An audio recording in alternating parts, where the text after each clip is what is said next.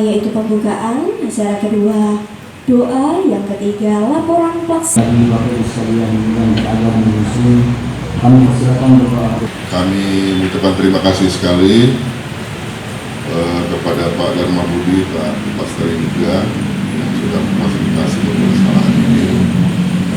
Dapat kami sampaikan Pak bahwa pembangunan flyover ini dari tentang operate-nya nanti pendekatnya itu sepanjang 660 meter nanti. Untuk siap-siap sesuai dengan urutannya.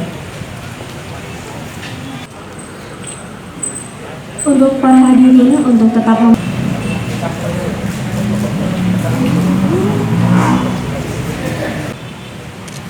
dengan adanya pembayaran mahar ini, gimana Pak untuk pengerjaan di flyover Simpang Segiri? Jadi sudah saya jelaskan tadi bahwa seharusnya ini pekerjaan di 2022, tapi saya koordinasi dengan Pak Darmabudi bahwa lahannya itu akan bebas di tahun ini. Jadi sudah sepakat kita di Bina Marga akan menenderkan ini 2021 ini.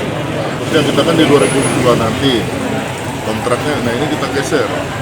Nah, lahannya sudah selesai, November akhir kita tanda tangan kontrak. Kerja. Belum breakingnya rencananya kapan Pak? Apa? Belum breakingnya rencananya kapan Pak? November. November ini Pak? Iya. Setelah kontrak ada pemenang. Atau tahu seluruh persil berapa sih Pak? Apa? Ini kami yang dianggarkan 80 miliar.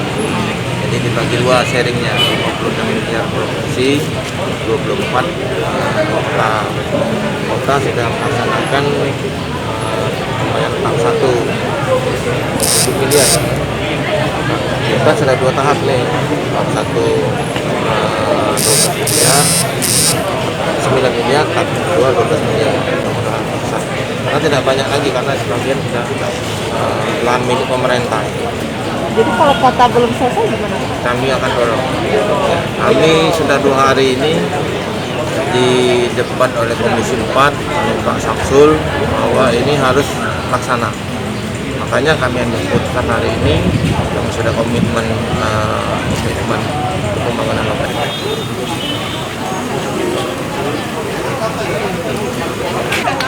Kan notaris dulu identifikasinya.